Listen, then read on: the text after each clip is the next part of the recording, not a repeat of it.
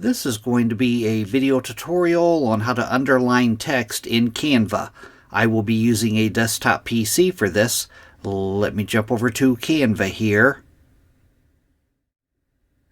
I have Canva opened up now. I'm using the desktop app. This should work exactly the same on the browser version as it does on the desktop app. But to underline text, all you need to do is select the text that you want to underline. Say this whole group of text here I want to underline. I'll left click on it. Then I'll go up to the top and I'll click on the U with the underline below it. That is underline. And as you can see now, that text is underlined. Now if you want to underline just like one word or just part of a group of text, I'm going to double click inside of here to put my cursor in there. Say that I wanted to underline this first word here.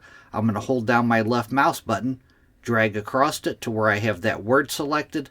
Then I'll go up to the top and I'll click on the U with the underline below it. That is underline.